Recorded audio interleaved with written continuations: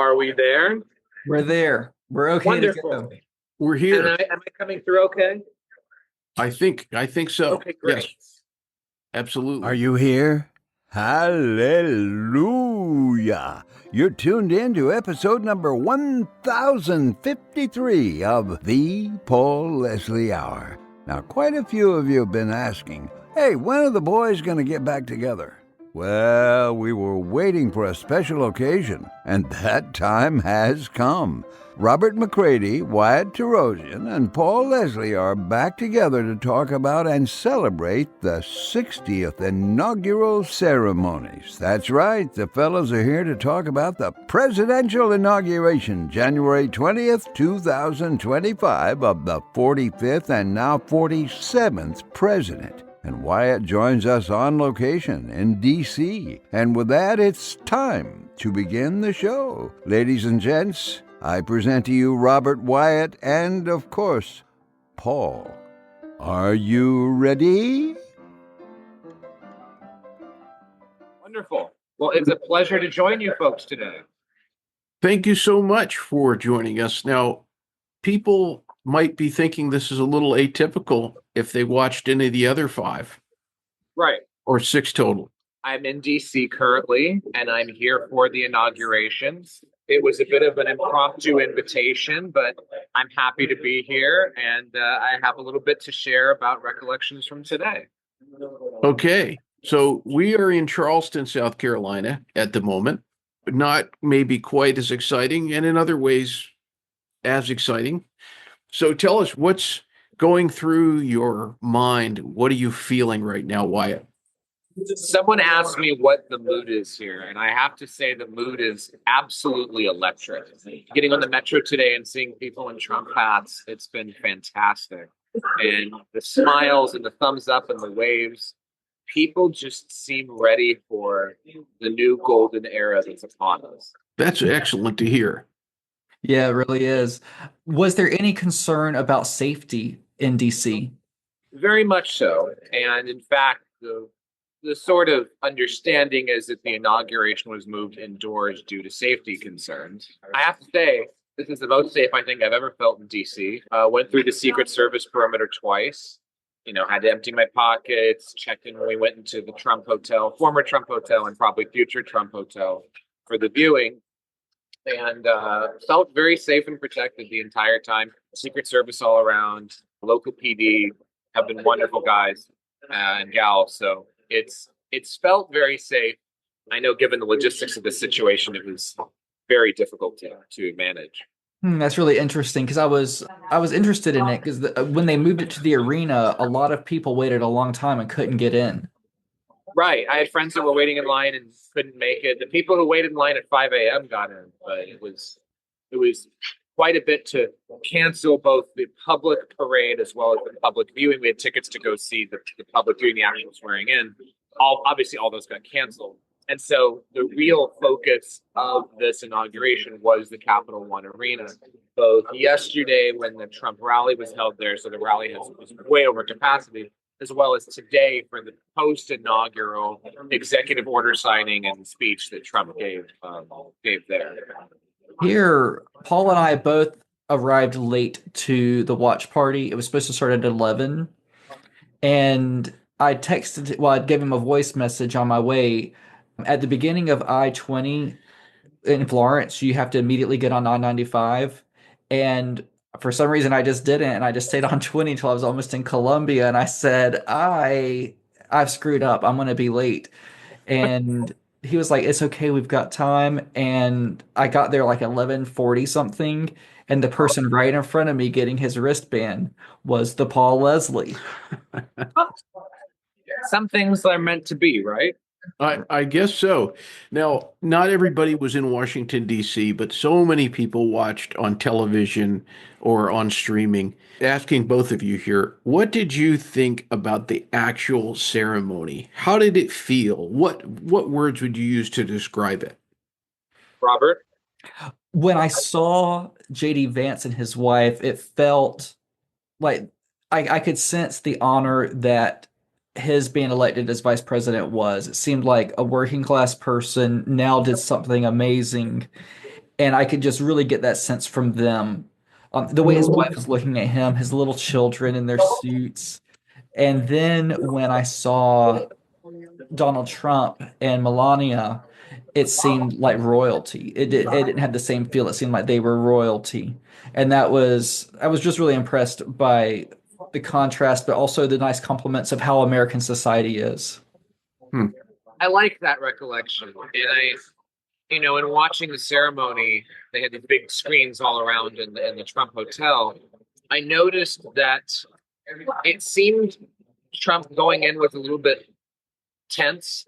He seemed very formal, he has a very formal posture, but he seemed very relaxed by the end, especially after the speech. Everything seemed very informal. I mean, compared to inaugurations past, they seemed almost ceremonial, these sort of interregnal events that happen. But with this one, it seemed very informal, very relaxed. Trump was off the cuff. JD was there with the kids. And it was, I think, relaxing as a viewer to watch because it put everyone else at ease. There's everyone was very keyed up about this event with the security concerns and everything. But it really it made it feel very natural and very, in a way, very welcoming as an American to watch. What about you, Paul? What do you think? Well, a couple days ago, a friend of mine who lives over in the UK, he asked, "Are you getting off for Trump?" And, we said, well, technically we're off because it's MLK Jr. Day. But then I jokingly said to him, what did you mean? Like for the coronation? And as it turns out, more so than I think the other inaugurations that I've seen, there was this kind of royal feeling to it. It felt so dignified and so maybe it's because of the last 4 years and having such a circus, such a clown show. It feels like we've overcome. It felt like a relief. It felt like something we had worked for. And I also felt like I knew where Carmen Sandiego was. She was right there beside the president. Oh, with that fabulous custom hat. It was an Oscar de la Renta designer, former designer for Oscar de la Renta, who put that hat and that outfit together. I thought it was fantastic. All the looks were tremendous. Usha Vance was also Oscar de la Renta.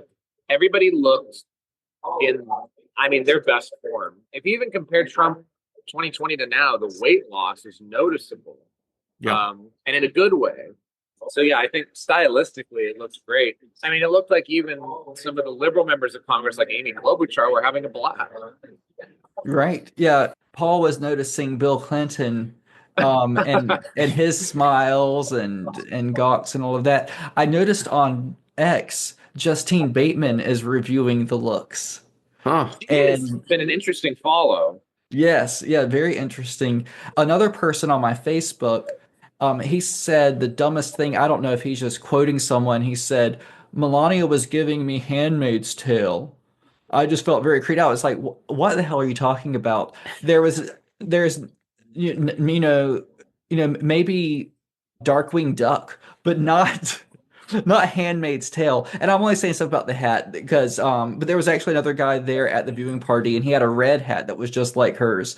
I think she looked completely fine. I'm just joking out of love, but I think they couldn't even make a joke about the way that she might have actually looked because they have so much hatred still. Right. They're just going to come up with something completely absurd, and that's why they lost, and that's why they'll continue to lose. Because if you don't have any shred of dignity, and you're talking about the emperor's outfit, and the emperor is naked, and all the people on the right can see the emperor is naked, to use that very old and tired cliche, they're all dressed great now, and the crybabies have to keep on crying. They really do. And I think it was something where I think the left has never been more defeated than it's been now since 2008, maybe earlier than that, maybe 2004. And, of course, they're going to come back.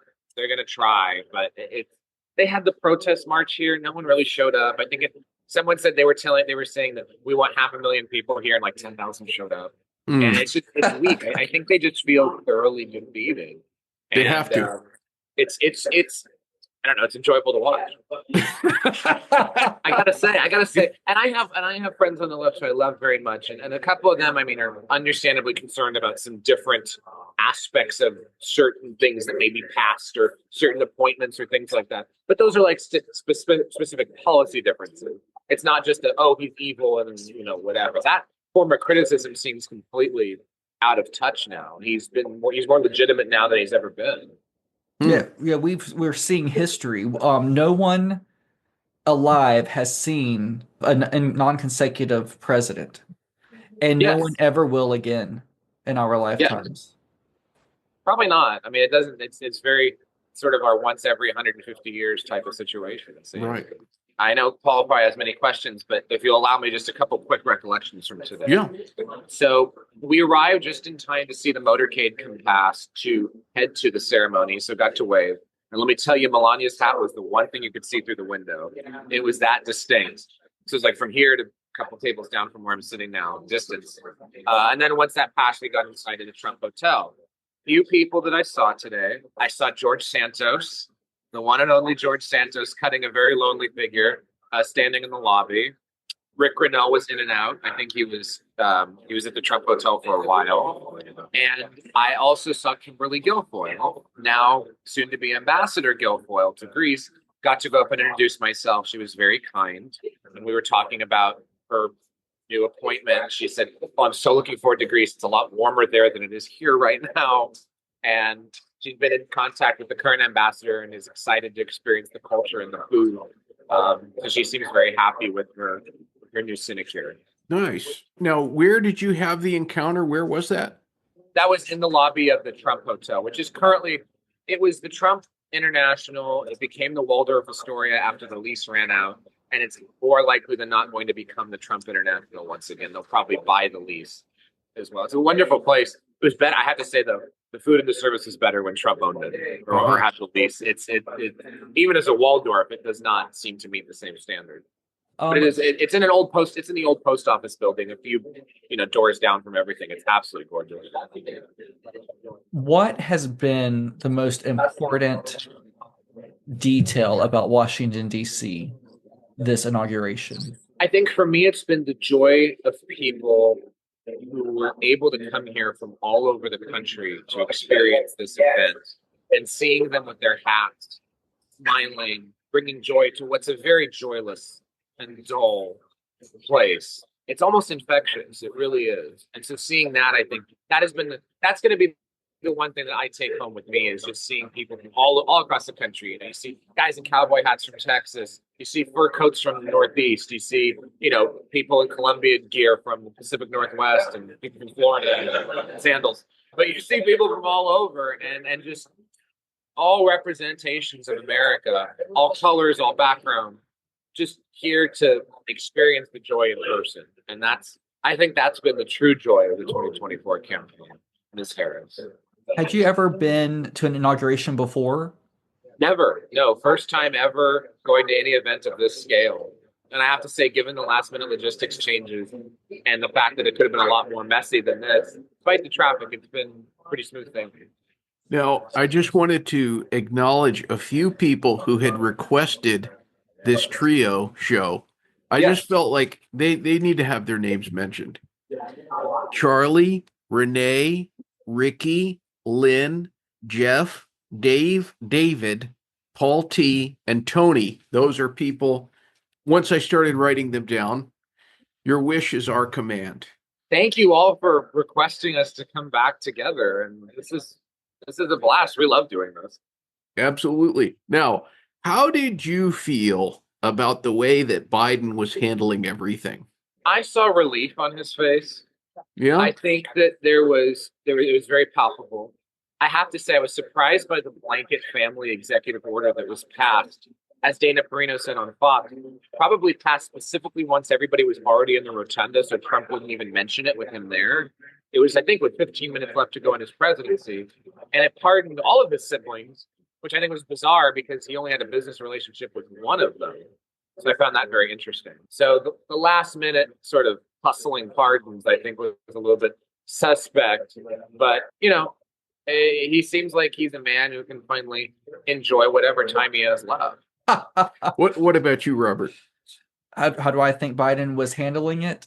I don't know if I have an opinion. He looked like that puppet from that ventriloquist comedian, the old man puppet. That's what he Yes. looked like. And I think that he probably had about as much going on inside of him as the puppet does. Just empty thoughts. Just empty. There's no one shoving their hand up his ass this time to keep him going. And so, maybe he does have relief in more ways than just spiritual and emotional relief and psychological relief. He's got that hand removed from underneath him, and he can just, lie on the beach on Kiowa, and he can, who knows what he does. I mean, it seems too cold to be on the beach, but I mean, he probably doesn't even have blood circulation anymore. I mean, the poor guy. I mean, you've got him, you've got Lady McBiden, which is Alexander Pelosi's term for her. Kamala, I think, some people in our group expressed a little bit of pity for her because having to face all of this, having to have lost this election so badly and so bigly. I mean, the only other person I think who could know what that's like is Hillary, who was also sitting right there with her bouffant and who was laughing during the Gulf of America line, which I thought was interesting. And so I think that there was a little bit of that element there. It was a little classist, I think, for them to not stand up and applaud during some of Trump's statements when everyone around them was, both Biden and Kamala. But, now she's free to run for governor of California and lose. And, Biden is free to write his memoirs quickly, hopefully, and oversee his library. So, everyone's got a job. So you think what's next for Kamala as the governor of California? That was floated, and I think it was floated specifically for her. I don't know. I feel like she'd do fine with it if she the campaign for it, but after the fire situation, I just don't think California is ready to have another Democratic governor. I think Newsom's done; his political career is done. I think Bass won't make it through the rest of her term. I think she'll be forced to resign. So after that whole situation, I think the whole Democratic brand of California is pretty much mud. What do you think, Paul? What should Kamala do next? I think her only natural path from here is something to do with poetry. She really needs to do a spoken word poetry thing, get, an Instagram or TikTok, depending on the status of that, where she does these little poetry pieces, little cryptic things where we can all be wondering, oh, is this poem about Doug? Is this about Doug and her breaking up? Or, is this about losing so badly? Like she could should have write a poem. like Rupi Kaur style, really upsetting, all lowercase, poorly constructed poetry. It just seems like it would work for her. This is the way for Kamala. She's already been to all the places. Now she can just go to the coffee shops in those places. She can recite her poems. I think it's a marvelous idea. I agree. I think it would be good for her. She needs to really exercise what she's got bottled up that she couldn't get out and put on the American people. She can now put it into prose. Right. Oh, excuse me, not iambic pentameter. I mean, for any of them, I think they're all done. This was the end of that generation. Biden, Pelosi, I think even Kamala, and it's sad to see. It's they have Hakeem Jeffries and Amy Klobuchar they're going to pass it off to, but no one quite as craven as that boomer generation of Democrats that came up during the Ted Kennedy eras, really through the corrupt years of the 80s and 90s. It's time that we let them live in peace. Was there any moment that you, for both of you, where you felt a particular emotional response? Any point today? I did. I think it was when the reality set in, right when his hand was on the Bible and he finished the oath. Everything flashed forward. Butler, Pennsylvania flashed forward. Our conversations flashed forward. We talked about, the possibility of this happening, the possibility of Biden staying, and the possibility of Trump winning, any of these things. And I just felt so resolute in my faith that he was actually going to make it this time. I thought of the people in 2021 who told me I was crazy thinking he was going to run again. I thought about January 6th. I thought about even back in 2016 when the same people doubted that he was going to win, it all kind of came forward, and it was really something. I felt I teared up a little bit when that happened, and a couple other points, but especially when it was just now it's real, you know.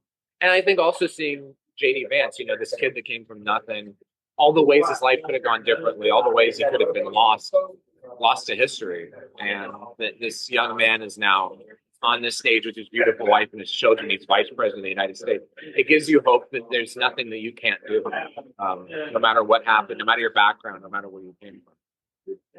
I think I felt, you know, seeing JD Vance swear in, and then also Donald Trump, it felt like when the king, like in The Lion King, and when the lions finally came back to where the hyenas had made a dystopia, and it was like, we're gonna set everything right.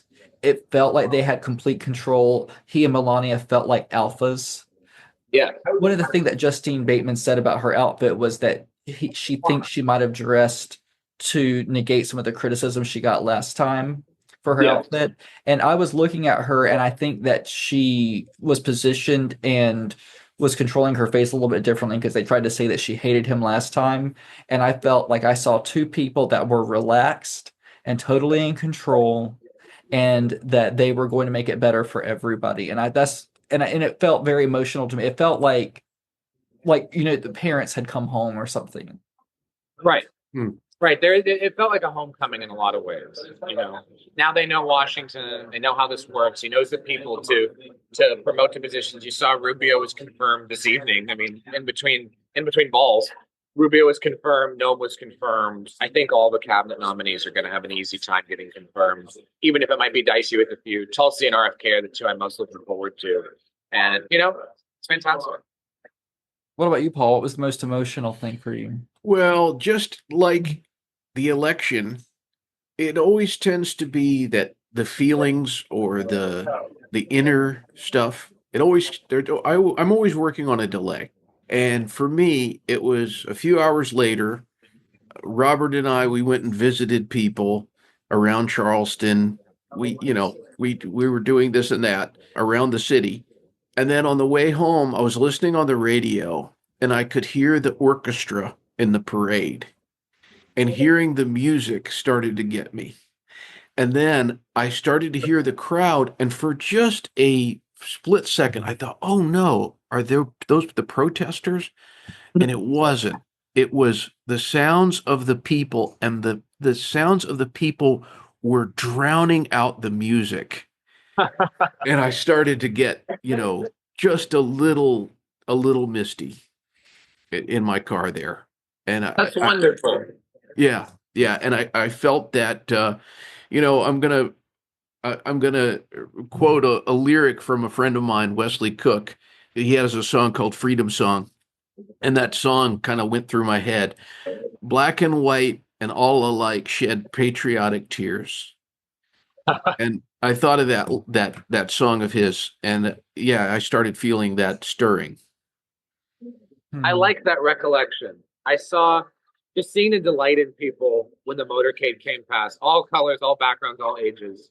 And then even in the hotel at the windows, because it's on Pennsylvania Avenue, when it was sitting, the motorcade was due to come back, and even the people working there were running over with their phones to go get videos, some from other countries, and they were just raptured that they could be part of history, and that they love this man.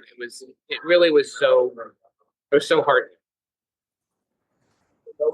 Yeah, I agree. The consensus at the watch party that we were at, and it was, you know, the people, it was a lot of retirees, and there were some people that were a little bit younger still working, and the consensus was it is time for the Republicans to just agree with each other and to not disagree with each other and not squabble and not fight and just get it done.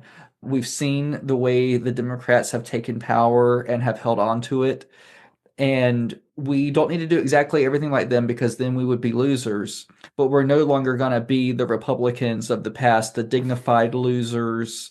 You know, I humbly disagree, and I am voting against this because of principle and all that. We're done with that. We all saw a miracle. They all agree with this almost verbatim, because I said it and they agree with it.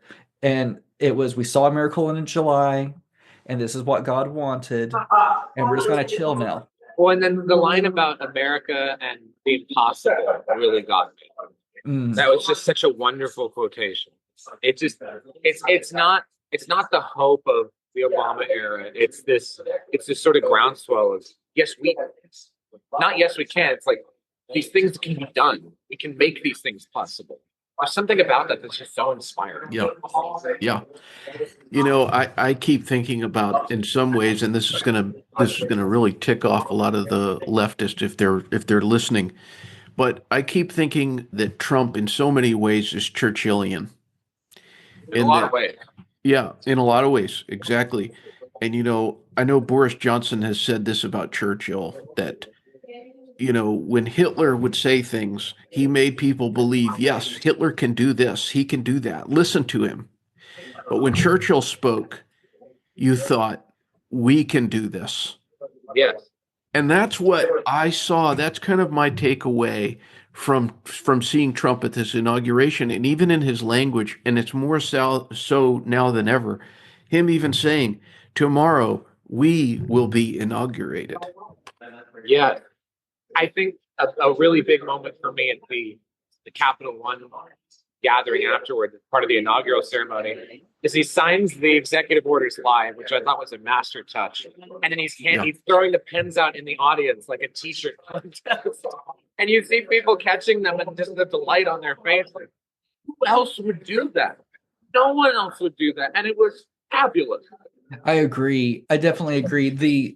That impossible, it did feel like we did something impossible. And now the party is here. Thank God that we overcame this, and then we have a Trump to lead off to that. We're not, imagine if we had gotten over all these hurdles and stuff, and then we had Mike Pence fly on his head. Or Mike Nikki Pence. Haley. Like, we defeated the communist. Here's Nikki. Yeah, exactly. Like imagine these horrible, just flat water milk toast people that we could have had. They could have made it so much worse. Right. Now, guys, I would like to know, not just this inauguration, but Trump, the first book in his trio of books that he came out with from his own publishing, he called it Our Journey Together. So in thinking about our journey, and I'm talking about when the original gangster came down the golden escalator, when Trump came down the escalator, through the second election, January 6th, COVID, the censorship, the all of the things that we've witnessed, the extraordinary things over the last more than dozen years now. What lesson do you think we can take away from this? The whole situation. The last few years, this fight for America is how I would look at it. I think that we can't do it without God. This was something that it needed, God had to do it. And when I say God, I mean Jesus Christ. I don't mean any of the other demons parading as gods. And I think that, it got to the point when like Nikki Haley, demons. Right. I'm a Methodist. No, she's not. We had to get to the point where we're dealing with, like Kenneth Copeland once said, we battle not with flesh and blood, but with principalities. Kenneth Copeland quoted the Bible. That said, I'm sorry to say that I only know that verse because of Kenneth Copeland's interaction with the Inside Edition reporter. We battle not with flesh and blood, but with principalities. And it really felt like that. And we have to have God to do that. It's not just about what people can do. We can't do it on our own. We're here. God has no voters but us. He has no hands but ours. He has no, the way we get kindness to another person is through ourselves, but it's not just on human effort alone. I think the lesson that I take from this, the quote that my dad always told me, that's always stuck with me. And it's 3 words. It's very simple. Never give up. That's right. And a very Churchillian thing. Yep. Yeah, absolutely. What did you glean from all of this? That we must have faith Absolutely. Faith. I mean, that seems to be what we keep coming back to. But also, don't ever fall into the trap of appeasement. Yes. That's part of how we got into this whole situation. And thank God Trump he is exactly the man we needed. There's no doubt about it. And one of the best things that he did is really awakened so many Americans, and that we must not become complacent. That's what I would say. If you could learn anything from the last 12 years, hey, Yeah. the last 20 years, we must be steadfast. We have to, because, and I it might sound like I'm lecturing people, or maybe the younger people would say, oh, he sounds like he's lecturing. But don't think just because we had this absolutely historic victory that these forces are not mobilizing, because they are. And I don't want people out there to become relaxed. If anything, the lesson is we have to be stronger and we have to keep going. We have to continue the fight. That's what I think. Fight. Yeah. Yeah, we had to make up a lot of ground this time. Yes. But now that we have to be the king of the hill now. Yep. We no, just two genders. No, we're not doing that to children. We're not doing that. Sir, put on your pants and your suit. Nope. Don't take off that dress if you're going to be teaching. We're one holding day he's it. done more than the last Republican administration did in 4 years. Right. No placating. Well, it's a fantastic day. That's all I can say. Right. I'm happy. And I think I feel tougher now. That's right. We should be. Yes. Well, I would like to say a thank you to a few people who have been big supporters, and that would be Sonny Joy Nelson with the Trump campaign, Summer Lane of Right Revolution News, the great actor and singer Robert Davi, big supporter of ours, and of course, the many, many people on Twitter, or X, I should say. We have so much fun. Please send us a message. We always like to, the three of us, I think, we're always down for back and forth. Yeah, we want to have fun. The DMs are open. Slide in them. It's going to be great. Comment, share. We sure appreciate it. Retweet, follow. You have the best listeners, Paul. Thank you for asking us to come back on, and we'll be back again really soon. Thank you for making time out of being in Washington, D.C. at such a historic inauguration, the ultimate inauguration. You took time. And Robert, thank you for, we get to shake hands. Yeah. Oh, and thank you to the Carolina Republican Coalition. They threw a fantastic party. Yeah, down at Henry's. Some people are saying that you shouldn't go to Henry's. That's true, they are. But They're saying it very wrong. strongly. But Henry's is lovely. It's classy. It's lovely. It's right downtown. You can see artwork with Elvis and Trump now on the wall. There's chandeliers. Tip heavily. That's how you, really, that's what you should do at Henry's. Well, I have to come visit. Now you sold me. Absolutely. We can't wait. And then we'll have to, then we'll be able to do the all three of us together. That sounds like a blast. All right. Take care, gentlemen. Later. All right. Thank you. We will see you until next time. You know, the Paul Leslie Hour is made possible by people like you, listeners, viewers. Please go to thepaulleslie.com/support, and you'll know what to do when you're there. Thank you. Thank you, everyone who contributes.